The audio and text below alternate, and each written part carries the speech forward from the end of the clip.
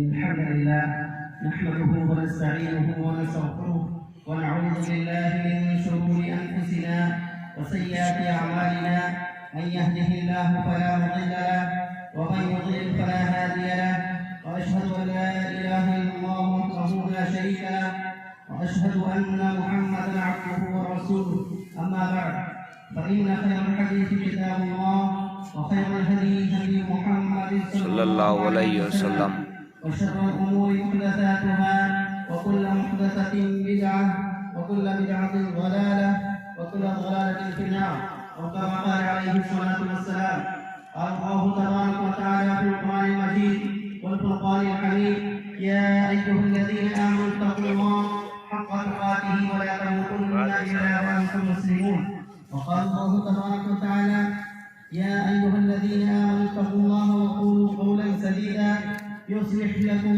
أعمالكم ويغفر لكم ذنوبكم ومن يطع الله ورسوله فقد فاز فوزا عظيما إنا عرضنا الأمانة على السماوات والأرض والجبال فأبين أن يحملنها وأشفقن منها وحملها الإنسان إنه كان ظلوما جهولا ليعذب الله المنافقين والمنافقات والمشركين والمشركات ويتوب الله على المؤمنين والمؤمنات وكان الله غفورا رحيما وقال الله تبارك وتعالى في القرآن المجيد إن المسلمين والمسلمات والمؤمنين والمؤمنات والقانتين والقانتات والصادقين والصادقات والصابرين والصابرات والخاشعين والخاشعات والمتصدقين والمتصدقات والصائمين والصائمات والحافظين فروجهم والحافظات والذاكرين الله كثيرا والذاكرات أعد الله لهم مغفرة وأجرا عظيما. تمام قسم کی تعریفیں اللہ رب العالمین کے لیے سزاوار ہے جو ہمارا خالق مالک اور ہمارا پروردگار ہے، جس کے ہاتھ میں ہماری زندگی اور موت ہے، جو ہمیں کھانے پینے کو دیتا ہے، اور جو تمام کائنات کا خالق ہے، تمام کائنات کا پروردگار ہے. ہم اس اللہ رب العالمین کی تعریف بیان کرتے ہیں. اور میری طرف سے میں آپ سبھی بھائیوں کو، بہنوں کو اور بچوں کو، سب کو میری طرف سے عید کی مبارکباد میں پیش کرتا ہوں. اور جو بھی یہاں پر ہمارے بھائی ہیں، چاہے وہ مسلمان ہو یا غیر مسلمان ہو، میں سبھی کو عید کی مبارکباد پیش کرتا ہوں کہ آج کا دن بڑی خوشی اور مسرت کا دن ہے. لیکن آج کا دن خوشی اور مسرت کا دن اس کے لیے ہے جس نے رمضان المبارک پایا اور رمضان المبارک میں روزے رکھے، جس نے رمضان المبارک کا مہینہ پایا، رمضان المبارک میں نماز تراویح پڑھی، جس نے رمضان المبارک کا مہینہ پایا اور رمضان المبارک کے اندر اس نے قرآن مجید کی تلاوت کی. آج کا دن اس کے لیے خوشی کا دن ہے، سب کے لیے نہیں. آج کا دن اسی کے لیے خوشی کا دن ہے جس نے رمضان المبارک کا مہینہ پایا اور اپنے اللہ کو راضی کر لیا. کیونکہ حدیثوں میں آتا ہے نا کہ وہ شخص بد نصیب ہے، وہ شخص تباہ و برباد ہو گیا جس نے رمضان المبارک کا مہینہ پایا اور پھر بھی اللہ کو راضی کر کے جنت میں نہیں جا سکا. ایسا شخص بدقسمت ہے، بڑا تباہی اور بربادی کا سبب ہے ایسا انسان. ہماری جو عید ہے، ہماری جو عید الفطر ہوتی ہے، اس کی کچھ اسپیشلٹیز ہوتی ہیں جو دوسرے عیدوں میں نہیں ہوتی ہیں. نمبر 1، ہماری عید کی یہ خصوصیت ہے الحمدللہ کہ ہماری عید میں الحمدللہ صفائی ستھرائی کا سب سے زیادہ خیال رکھا جاتا ہے. یعنی ہماری عید کے اندر سب سے پہلی اسپیشلٹی کیا ہے؟ ہم لوگ صفائی ستھرائی کا بہت زیادہ دھیان رکھتے ہیں. آپ نے دیکھا ہوگا کہ بنا نہائے دھوئے تو عید کی نماز بھی نہیں ہوتی ہے، بنا صاف ستھرے کیے ہوئے عید کی نماز بھی نہیں ہوتی ہے. یعنی ہماری عید صفائی ستھرائی کا ابھیان شروع کرتی ہے، لوگوں کو میسج دیتی ہے، اے لوگوں اگر انسان ہو تو صاف ستھرے ہو کر کے رہو، ایسے ہو کر کے رہو کہ تم جس گلی سے گزرو لوگ جو ہے خوشبو سے ترس جائیں کہ واقعی میں بڑا صاف ستھرا انسان ہے. تو ہماری سب سے پہلا پیغام یہ دیتی ہے کہ لوگوں صاف ستھرے رہو. اور سب سے بہترین خوشی کی بات کیا ہے؟ الحمدللہ ہمیں فخر ہے، ہم اس بات پر فخر کرتے ہیں، ہمیں گرو ہے کہ الحمدللہ ہماری عید کے اندر، ہمارے تیوہار کے اندر کسی طرح کا گانا بجانا، شراب، ناچنا، ڈھول بجانا، تاشا کسی بھی قسم کا نہیں ہوتا ہے.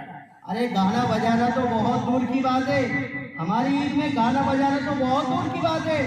گانے بجانے کو اسلام نے حرام قرار دیا ہے. یعنی آپ یہ دیکھیں کہ ہماری جو عید ہے الحمدللہ کس چیز کا پیغام دیتی ہے؟ اے لوگوں صفائی ستھرائی کے ساتھ رہو، امن و شانتی کے ساتھ بھی رہو۔ آپ نے کہیں دیکھا ہے مسلمانوں کو کہ جب نماز کو جاتے ہیں ڈھول تاشا بجاتے ہوئے جاتے ہیں یا گاتے ہوئے جاتے ہیں، ناچتے ہوئے جاتے ہیں؟ کہیں دیکھا ہے آپ نے؟ پوری دنیا میں ایک بھی مثال نہیں ملتی ایسی الحمدللہ۔ یعنی ہماری عید یہ پیغام دیتی ہے، اے لوگوں، اے دنیا والوں، دیکھو ہم تو اپنا تیوہار بھی مناتے ہیں تو بڑی شانتی کے ساتھ میں مناتے ہیں۔ ہم اپنا تیوہار بھی مناتے ہیں تو اس طرح سے مناتے ہیں کہ دوسروں کو تکلیف نہیں ہونی چاہیے ہم سے۔ یہ ہماری عید کی خصوصیت ہے، اسپیشلٹیز ہے ہماری۔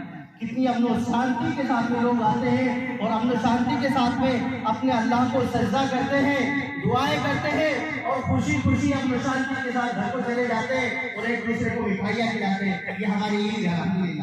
ہماری عید میں کسی قسم کا نہ ناچنا، نہ گانا، نہ بجانا، یہاں تک کہ ہماری عید کے اندر دنیا کے اندر ایک بھی کیس ایسا نہیں ملتا ہے۔ عید میں ہمارے یہاں عورتیں بھی آتی ہیں، ہمارے یہاں لڑکیاں بھی آتی ہیں نماز پڑھنے کے لیے، ایک بھی کیس ایسا نہیں ملتا کہ نماز کے لیے لڑکیاں گئیں اور ان کو چھیڑا گیا ہو۔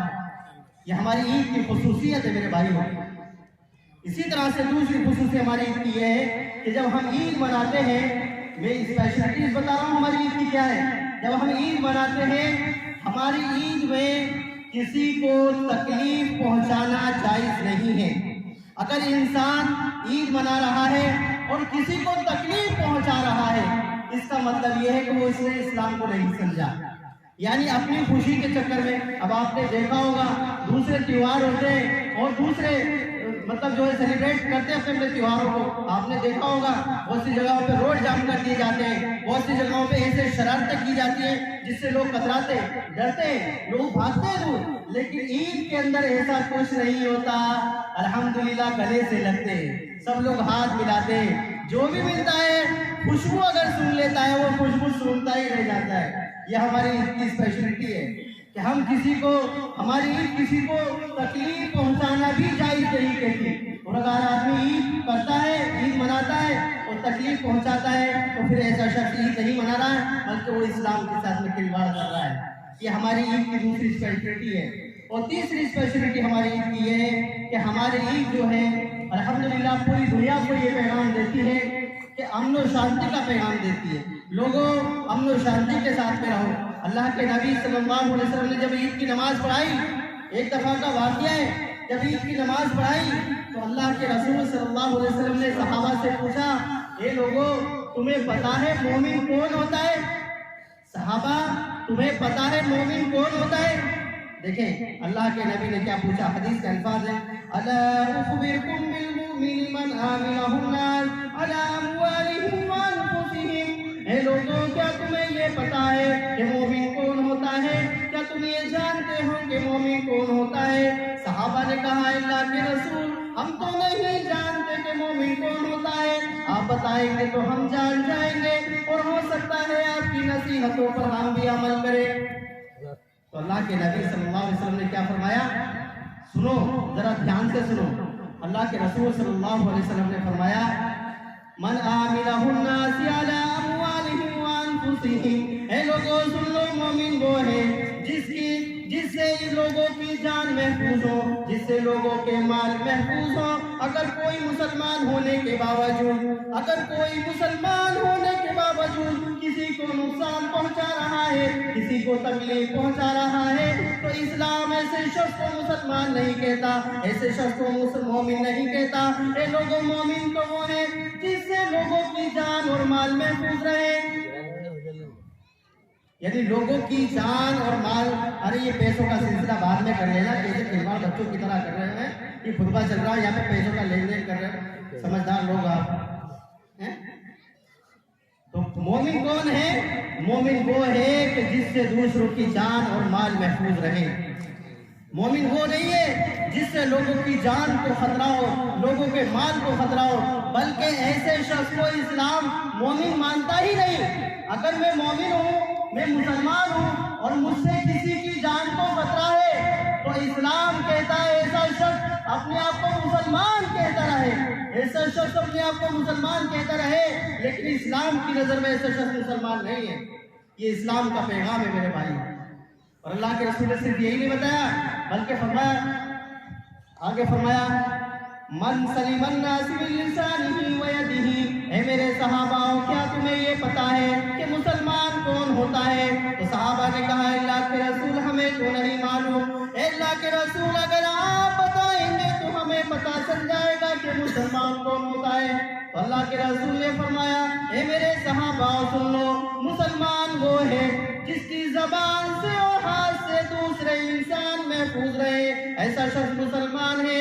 اگر کسی کے ہاتھ سے کوئی انسان محفوظ نہیں ہے، اگر کسی مسلمان کی زبان سے کوئی انسان محفوظ نہیں ہے، تو ایسے انسان کو مسلمان کہلانے کا ادھیکار نہیں ہے۔ تو مسلمان بھی ایسا شخص ہے جس کے ہاتھ سے اور زبان سے دوسرے لوگ، مسلمان کا لفظ نہیں ہے، سوری میں غلطی سے بول گیا، مسلمان کا لفظ نہیں، یہاں انسان کا لفظ ہے۔ دیکھو یہاں یہ بھی بھید بھاؤ نہیں ہے کہ مسلمان وہ ہے جو مسلمان کو تکلیف نہیں پہنچائے، یہ نہیں ہے، بلکہ یہ ہے مسلمان وہ ہے جو انسانوں کو تکلیف نہ پہنچائے، ایسا شخص مسلمان ہے۔ یہ میں نہیں کہہ رہا ہوں، یہ ہمارے نبی جناب محمد رسول اللہ صلی اللہ علیہ وسلم۔ میرے بھائیوں، اسلام کا پیغام یہ ہمیں سمجھنا چاہیے۔ آج جو پوری دنیا کے اندر مسلمانوں کے ساتھ میں جو کیا جا رہا ہے یا اسلام کے ساتھ میں جو بھی ویوہار کیا جا رہا ہے، وہ غیر مسلموں کی کوئی غلطی نہیں ہے، بلکہ ہمارا ویوہار ایسا ہے، ہمارا رویہ ایسا ہو چکا ہے مسلمانوں کا کہ ہمارے رہنا سہنا صحیح نہیں ہے، ہمارا چلنا پھرنا ٹھیک نہیں ہے، ہماری باتیں ٹھیک نہیں ہیں، اسی وجہ سے ہم جگہ جگہ دنیا کے اندر بدنام ہو رہے ہیں۔ اس میں ہماری سب سے بڑی وجہ ہے۔ تو اپنے آپ کو میرے بھائیوں مسلمان بناؤ، اپنے آپ کو مومن بناؤ، ایسا بناؤ جیسے ہمارے نبی نے بتایا کہ مسلمان تو وہ ہے جس کے زبان سے بھی کڑوے الفاظ نہیں نکلے، جس کے ہاتھ سے بھی کوئی کسی کو نقصان نہ پہنچے، ایسا شخص مسلمان ہے۔ اب یہ رمضان المبارک کا جو مہینہ گیا ہے، بتائیں آپ کو رمضان المبارک کا مہینہ ہمیں کیا سندیش دیتا ہے؟ رمضان المبارک کا مہینہ ہمیں کیا پیغام دیتا ہے؟ رمضان المبارک کا مہینہ ہمیں سماجی زندگی کیسے گزارنی چاہیے یہ سندیش دیتا ہے۔ آپ کو معلوم ہونا چاہیے رمضان المبارک کے اندر ہم لوگ زکوٰۃ نکالتے ہیں، یعنی پیسہ دیتے ہیں اپنے مال میں سے، اور زکوٰۃ کس کو دیتے ہیں؟ غریبوں کو، محتاجوں کو، ضرورت مندوں کو دیتے نہیں دیتے۔ یعنی ہمارا رمضان ہم سے یہ کہتا ہے لوگوں جب انسانوں کے ساتھ میں رہنا ہے تو تمہارا اگر کوئی بھائی کوئی انسان پریشان ہے تو اس کی پریشانی کو نہیں دیکھنا بلکہ اپنی جیب سے اس کی مدد کرنا، یہ اسلام ہے، یہ اسلام ہے میرے بھائیوں۔ تو اسلام میں ہم نے دیکھا ہوگا کہ زکوٰۃ کا بھی ابھی ہم نے خطبہ دیا تھا کہ زکوٰۃ کے سب سے زیادہ حقدار کون لوگ ہیں؟ غریب لوگ ہیں، فقیر لوگ ہیں، جو بیچارے محتاج ہیں، ضرورت مند ہیں، جن کو کوئی دیکھنے والا نہیں، جن کا کوئی سہارا نہیں۔ اسلام کہتا ہے تم اس کے سہارا بنو جس کا کوئی سہارا نہیں، یہ اسلام ہے۔ تو اللہ کے نبی صلی اللہ علیہ وسلم نے بھی زکوٰۃ کے بارے میں اگر حکم دیا تو کہا کہ اپنے غریبوں اور محتاجوں ضرورت مندوں کا خیال رکھو۔ یہ ہمارا رمضان ہمیں سندیش دیتا ہے کہ لوگوں جب انسانوں کے ساتھ میں رہو تو انسانوں کی ضروریات کو بھی سمجھو۔ ایسا نہ ہو کہ اللہ نے تجھے بہت دیا ہے، لیکن تیرا پڑوسی بھوکا ہے، بیچارہ بیمار ہے، اس کے پاس پیسہ نہیں ہے۔ تو اسلام یہ کہتا ہے تو اس وقت تک مسلمان نہیں ہے جب تک کہ تو اپنے بھائی کی پریشانی کو نہ سمجھے۔ اگر میں مسلمان ہوں، اللہ نے مجھے بہت دولت دی ہے اور میں سجدے کر رہا ہوں، لمبی لمبی نمازیں پڑھ رہا ہوں اور میرا پڑوسی پریشان ہے، بھوکا ہے، تو اسلام کہتا ہے نہ تیری نمازیں کام کی نہ تیری عبادت کسی کام کی، کیونکہ تیرا پڑوسی پریشان ہے اور بھوکا ہے۔ یہ اسلام کا سندیش ہے میرے بھائی۔ اسی طرح سے ہماری جو عید ہے الحمدللہ، اس کی ایک خصوصیت یہ ہے کہ جب ہم یہاں جمع ہوتے ہیں، بھائی عید کے لیے جب ہم جمع ہوتے ہیں تو ہمیں یہ یاد دلایا جاتا ہے کہ لوگوں جب تم پیدا کیے گئے ہو تو ایک دن مارے بھی جاؤ گے، یعنی موت بھی ضرور آئے گی آپ کو۔ تو ہمیں یہ بات یاد دلائی جاتی ہے کہ ایک دن میدان حشر بھی قائم ہونا ہے اور تمہیں تمہاری زندگی کا حساب کتاب دینا ہے۔ اللہ کے نبی صلی اللہ علیہ وسلم، دیکھیے اللہ کے نبی، جس نبی کو ہم مانتے ہیں ان کا پیغام ذرا سنیے۔ اللہ کے نبی کا سب سے کٹر دشمن جو تھا مکے کے اندر اس کا نام تھا سمامہ بن اسال. کیا نام تھا اس کا؟ سمامہ بن اسال. یہ اللہ کے نبی کا سب سے کٹر دشمن تھا مکے کے اندر. اب جب اس نے بہت سے صحاباؤں کو یعنی نبی کے بہت سے ساتھیوں کو اس نے قتل بھی کیا. اب جب صحابہ نے اس کو قید کر کے لائے, پکڑ کے لائے, مسجد نبوی میں اس کو قید کیا گیا, رکھا گیا, تو اس نے یہ دیکھا کہ اللہ کے نبی صلی اللہ علیہ وسلم نے اس کے ساتھ میں ایسا ویوہار کیا, اتنا اچھا سلوک کیا, اور یہ کہہ رہا ہے محمد میں آپ کے بارے میں ایسا نہیں سنتا تھا, میں نے تو یہ سنا تھا کہ محمد بہت بیکار انسان ہے, محمد بہت ظالم ہے, محمد بہت کٹر انسان ہے. لیکن جب محمد کے اخلاق کو دیکھا, کردار کو دیکھا, ویوہار کو دیکھا, اتنا پگھل گیا, وہ کہنے لگا اے محمد مجھے بھی کلمہ پڑھا دو, مجھے بھی اسلام میں داخل کر دو. اللہ اکبر. یہ اسلام ہے, یہ اسلام کہتا ہے لوگوں کی غلطیوں کو معاف کرو, لوگوں کی غلطیوں کو معاف کرو. غلطیاں سب سے ہوتی ہیں, کسی سے چھوٹی غلطی ہوتی, کسی سے بڑی غلطیاں ہوتی ہیں, لیکن مسلمان وہ ہے جو اپنے بھائیوں کی غلطیوں کو معاف کرتا ہے. اللہ کے نبی صلی اللہ علیہ وسلم کے صحابہ جب اسامہ بن اساد کو پکڑ کے لائے تو اسامہ بن اساد کیا کہتا ہے ذرا سنیے. وہ کہتا ہے اللہ کے رسول, اے نبی جناب محمد رسول اللہ صلی اللہ علیہ وسلم, مکے کے اندر مجھے آپ سے زیادہ نفرت کسی انسان سے نہیں تھی, میں آپ سے سب سے زیادہ نفرت کرتا تھا, میں آپ سے سب سے زیادہ جلن کرتا تھا, لیکن میں نے آپ کے حسن اخلاق کو دیکھا, میں نے آپ کے ویوہار کو دیکھا, تو آپ نے میرے ویوہار کی وجہ سے, آپ کے ویوہار کی وجہ سے میرا دل پگھل گیا, اور اللہ کے رسول مجھے بھی اسلام میں داخل کر لیجئے, اور مجھے بھی کلمہ شہادت اشہد ان لا الہ الا اللہ پڑھا لیجئے اور اسلام میں داخل کر لیجئے. اللہ اکبر. وہ بھی ظالم بھی پگھل گیا. یعنی نبی کا اخلاق اتنا اچھا تھا, نبی کا ویوہار اتنا اچھا تھا. آج ہمارا ویوہار ایسا ہے, آج ہم مسلمان کہنے کو ہم مسلمان ہیں, لیکن ہمارا ویوہار نبیوں والا ویوہار نہیں ہے. ہمارا ویوہار وہ نہیں ہے جس کا حکم اسلام دیتا ہے. ہمارا ویوہار بالکل غلط, ہمارا نیچر بالکل گھٹیا ترین ہو چکا ہے. تو میرے بھائیوں, اپنے نیچر کو اچھا بناؤ, اپنے ویوہار کو اچھا بناؤ, ایسا بناؤ کہ تمہارا دشمن بھی تمہارا اپنا ہو جائے, ایسا ویوہار بناؤ. میرے نبی نے تو دوسروں کے ساتھ میں بھی اچھا ویوہار کرنے کا حکم دیا ہے. تو اللہ کے نبی صلی اللہ علیہ وسلم نے فرمایا کہ آج کا دن اس انسان کے لیے خوشی کا دن ہے جس نے رمضان المبارک کا مہینہ پایا اور روزے رکھے. اب سنیں, اللہ کے نبی نے روزے رکھنے والوں کے لیے کیا خوشخبری دی ہے, ذرا سنیے. اللہ کے نبی صلی اللہ علیہ وسلم نے فرمایا من صام رمضان ایمانا واحتسابا غفر له ما تقدم من ذنبه. اے لوگوں, اگر تم میں سے کوئی رمضان مبارک کا مہینہ پائے, اگر تم میں سے کوئی رمضان مبارک کا مہینہ پائے, تو اس کو چاہیے کہ رمضان کے روزے رکھے, کیونکہ جو بندہ اللہ رب العالمین کے راضی کرنے کے لیے روزہ رکھتا ہے, اللہ رب العالمین اس کے تمام گناہوں کو معاف کر دیتا ہے. روزہ رکھنا بہت بڑی ثواب کا کام ہے. روزے میں انسان کسی کو تکلیف تو نہیں دیتا ہے, خود ہی بھوکا پیاسا رہتا ہے صبح سے شام تک. یہ روزہ بھی بہت بڑا سندیش ہے. روزہ یہ سندیش دیتا ہے ہمیں کہ لوگوں, اگر تمہیں کھانے پینے کو مل رہا ہے تو صبح سے شام تک بھوکے رہ کے دیکھو, اور ان غریبوں کے بارے میں سوچو جن کو بیچاروں کو کھانے کو نہیں ملتا, وہ کیسے پورے دن گزارتے ہوں گے. ہمیں روزہ ہمیں یہ سندیش دیتا ہے, ذرا تم بھی تو بھوکے رہ کے دیکھو تاکہ تمہیں احساس ہو کہ غریب بھوکے پیاسے بیچارے کیسے زندگی گزارتے ہوں گے. روزہ بھی ہمیں یہ سندیش دیتا ہے, دیتا نہیں دیتا ہے. تو اللہ کے نبی نے فرمایا مسلمانوں, اگر رمضان کا مہینہ پاؤ, روزے رکھو, اللہ رب العالمین تمہارے گناہوں کو معاف کرے گا. اور یہی نہیں بلکہ اللہ کے نبی صلی اللہ علیہ وسلم نے فرمایا جس نے نماز تراویح پڑھی, دیکھو نماز تراویح ماشاءاللہ بہت سے لوگوں نے پڑھی, اور جو لوگ بد نصیب تھے, میں تو بد نصیب ہی کہوں گا ایسے لوگوں کو, بھائی اللہ نے اس کو بلایا نہیں اپنے گھر میں, اس کو توفیق ہی نہیں تھی نماز تراویح پڑھنے کی, وہ بد نصیب ہے. اللہ مجھے بار بار اپنے گھر میں بلا رہا ہے, اس کا مطلب میں خوش نصیب ہوں کہ اللہ مجھے بار بار بلا رہا ہے, اور میں بد نصیب ہوں کہ مجھے ایک وقت بھی اپنے گھر میں بلانے کی توفیق نہیں. تو اس میں اللہ کا کوئی نقصان نہیں ہے, اللہ کا کوئی نقصان, اس میں ہمارا اپنا نقصان ہے کہ ہم بد نصیب ہیں کہ اللہ تعالیٰ ہمیں اپنے گھر میں بھی بلانا پسند نہیں کرتا ہے. تو جنہوں نے نماز تراویح پڑھی, روزے رکھے, ذرا سنیے اللہ کے نبی نے کیا فرمایا. من قام رمضان ایمانا واحتسابا غفر له ما تقدم من ذنبه اللہ کے نبی نے فرمایا جس شخص نے رمضان المبارک کے مہینے میں روزے رکھے اور جس شخص نے نماز تراویح کا اہتمام کیا تو نماز تراویح اتنی بڑی فضیلت کی حامل ہے. جس نے نماز تراویح اللہ کو راضی کرنے کے لیے پڑھی تو نماز تراویح کی وجہ سے بھی اللہ رب العالمین اس کے تمام گناہوں کو معاف فرما دیتا ہے. نماز تراویح بھی بہت بڑی فضیلت کا کام ہے میرے بھائی, اس کو بھی چھوٹا موٹا نہ سمجھا کریں. میں رمضان میں بار بار یہ بات بتا رہا تھا مسجد کے اندر کہ لوگوں نماز تراویح کا اہتمام کرو. وہ بہت سے لوگوں نے کیا بھی ماشاءاللہ, جن لوگوں نے کیا وہ خوش نصیب ہے, جن لوگوں نے نہیں کیا وہ بد نصیب ہے.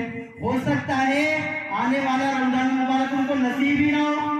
بھائی یہ بھی تو ہو سکتا ہے, کوئی ضروری تھوڑی ہے کہ میں آنے والا رمضان میں بھی زندہ رہوں گا, یہ کوئی ضروری تھوڑی ہے. پتہ نہیں موت کب آ جائے, کس کو آ جائے, کہاں آ جائے, کچھ نہیں پتہ ہے. تو اسی لیے وہ خوش نصیب لوگ ہیں جنہوں نے رمضان المبارک کو پایا اور اس کے اندر نیکیاں کمائی, اپنے اللہ کو راضی کیا, راتوں کو جاگے, اللہ سے دعائیں کی اور اللہ سے کہا اللہ میں بہت بڑا گناہ گار بندہ ہوں, میرے گناہوں کو معاف کر دے. کم سے کم دعا کرنے کی توفیق نصیب ہو گئی. یہ بڑے خوش نصیب لوگ ہیں. کیونکہ میں بار بار کہتا ہوں کہ دیکھو کتنے لوگ ہمارے درمیان تھے جو اس رمضان میں نہیں ہیں, اب کتنے لوگ ایسے ہوں گے جو اس رمضان میں موجود ہیں اپنے رمضان میں نہیں ہوں گے. تو جو لوگوں کو رمضان نصیب ہو گیا وہ بڑے خوش نصیب لوگ ہیں. بلکہ شب قدر میں جو لوگ جاگے, اللہ کی عبادت کی, اللہ کے رسول صلی اللہ علیہ وسلم نے ان کے لیے بھی انعام کا وعدہ کیا. کیا فرمایا؟ فرمایا من قام لیلۃ القدر ایمانا واحتسابا غفر له ما تقدم من ذنبه. جس شخص نے رمضان المبارک کے روزے پائے, جس شخص نے رمضان المبارک کے روزے رکھے, نماز تراویح کا اہتمام کیا اور شب قدر میں راتوں کو جا کر اللہ کو راضی کیا, اللہ سے دعائیں کی, اللہ رب العالمین شب قدر میں جاگنے کی وجہ سے, عبادت کرنے کی وجہ سے بھی اس کے گناہوں کو معاف کر دیتا ہے. شب قدر میں جاگنے بھی بہت بڑی فضیلت کا کام ہے. میں بار بار سمجھاتا تھا, میں بار بار کہتا تھا کہ بھائیوں دیکھو شب قدر میں جاگ رہے ہو لیکن شرارت مت کرنا, شرارت مت کرنا. اور کیونکہ مسلمان ہے شرارت کیے بغیر تو رہ ہی نہیں سکتا ہے, تو اسی لیے وہ شرارت کرتا رہا. لیکن امام, ساری مسجدوں کے امام لوگوں کو یہی سمجھاتے رہے کہ مسلمانوں کے بچوں اپنے آپ کو ایسا بناؤ کہ لوگ تمہیں دیکھ کر کے فخر کریں, لوگ تمہیں دیکھ کر کے نصیحت حاصل کریں, لوگ تمہیں دیکھ کر کے گرو محسوس کریں کہ واقعی یہ مسلمان کے بچے. اپنے آپ کو ایسا بناؤ. اللہ کے نبی حضرت علی رضی اللہ تعالیٰ عنہ فرمایا کرتے تھے عید اس کی نہیں ہے, عید اس کی نہیں ہے جو اچھے کپڑے پہن لے, اچھے کھانے کھا لے, عید اس کی نہیں ہے. بلکہ فرماتے تھے عید اس کی ہے جس کے یہاں پر اللہ کے یہاں اس کے روزے قبول ہو جائیں, اس کی نماز قبول ہو جائے, اس کی زکوٰۃ قبول ہو جائے, اس کی عبادت قبول ہو جائے. اصل عید تو اس کی ہے. ہم بڑے بڑے اچھے کپڑے پہن لیں, بڑے بڑے اچھے کھانے کھا لیں, لیکن جب تک ہماری نماز اللہ کے یہاں قبول نہیں تو ان کپڑوں کا کوئی فائدہ نہیں, ان کھانوں کا کوئی فائدہ نہیں, ان چیزوں کا کوئی فائدہ نہیں. اصل عید تو یہ ہے کہ ہماری نمازیں اللہ کے یہاں قبول ہو جائیں. ہم اللہ سے دعا کرتے ہیں, وقت بھی ہو گیا ہے, ہم اللہ سے دعا کرتے ہیں کہ اللہ رب العالمین ہم نے جو رمضان مبارک میں روزے رکھے ہیں, اللہ رب العالمین اپنی بارگاہ میں ہمارے روزوں کو قبول فرما. اللہ رب العالمین ہم نے جو ٹوٹی پھوٹی تیری عبادت کی ہے, اللہ رب العالمین تو اس عبادت کو قبول فرما. اللہ رب العالمین ہم گناہ گار بندے ہیں, تیرے خطا کار بندے ہیں, ہم سے تو مانگنا بھی نہیں آتا. اللہ رب العالمین ہمیں مانگنے کی توفیق عطا فرما. ہم سے تو دعائیں کرنی بھی نہیں آتی, ہمیں کم سے کم اپنے آگے ہاتھ پھیلانے والا بنا. ہم اللہ رب العالمین, ہمارے دل بڑے پتھر ہو گئے, ہم بڑے ظالم ہو گئے کہ ہمیں اتنی بھی توفیق نہیں ملتی کہ آپ کے آگے ہاتھ پھیلائیں اور آپ سے مانگنے میں ہی ہمیں شرم آتی ہے. اللہ رب العالمین ہمیں اپنا بھکاری بنا, ہمیں اپنے آپ سے مانگنے والا بنا, ہمیں اپنا محتاج بنا, دنیا میں کسی کا محتاج مت بنا. اللہ رب العالمین ہماری نمازوں کو, ہماری عبادتوں کو, ہماری خیرات کو, ہماری زکوٰۃ کو, ہمارے صدقات کو قبول فرما. اللہ رب العالمین جو بھی ٹوٹی پھوٹی عبادتوں میں ہم سے غلطیاں کمی کوتاہیاں ہوئی ہیں, اے اللہ ہم سے صحیح معنوں میں عبادت بھی کرنی نہیں آتی, اے اللہ صحیح معنوں میں ہم سے عبادت بھی نہیں کرنی آتی. اے اللہ رب العالمین ہمیں صحیح سے عبادت کرنے والا بنا, اپنی بندگی کرنے والا بنا, قدم قدم پر تیری فرما برداری کرنے والا بنا, اپنی نافرمانیوں سے بچنے والا بنا. اللہ رب العالمین جس طرح سے ہم یہاں پر جمع ہوئے, اللہ رب العالمین اسی طرح سے ہمیں جنت الفردوس میں بھی جمع فرما. اللہ رب العالمین آج عید کا دن ہے، ہم تیرے سامنے ہاتھ پھیلائے ہوئے ہیں۔ اللہ رب العالمین ہمارے اس وطن عزیز کو، ہمارے اس ملک کو، ہمارے اس دیش کے اندر امن و سلامتی، امن و شانتی قائم فرما۔ اللہ رب العالمین ہمارے دیش کے اندر پیار محبت پیدا فرما۔ جس طرح سے ہم سب ایک ہو کر کے رہتے تھے، کوئی ہندو، کوئی مسلم، کوئی سکھ نہیں تھا، اللہ رب العالمین آج بھی ہمارے دلوں میں ایسی ہی محبت پیدا فرما، کیونکہ سب سے بڑا یہ رشتہ انسانیت کا رشتہ ہوتا ہے۔ اللہ رب العالمین سب کے دلوں میں محبت پیدا فرما، ہمیں ایک دوسرے کی رسپیکٹ کرنے والا بنا، ہمیں ایک دوسرے کی عزت کرنے والا بنا، ہمیں بڑوں کا ادب احترام کرنے والا بنا، ہمیں اپنے ماں باپ کی فرما برداری کرنے والا بنا، ہمیں چھوٹوں پر مشفقت کرنے والا بنا۔ اللہ رب العالمین ہم نے جو مانگا ہے وہ بھی عطا فرما، جو مانگنے سے رہ گیا وہ بھی عطا فرما۔ ہماری دعاؤں کو اللہ رب العالمین تو قبول فرما۔ سبحان ربنا رب العزت عما یصفون وسلام علی المرسلین وآخر دعوانا الحمد للہ رب العالمین۔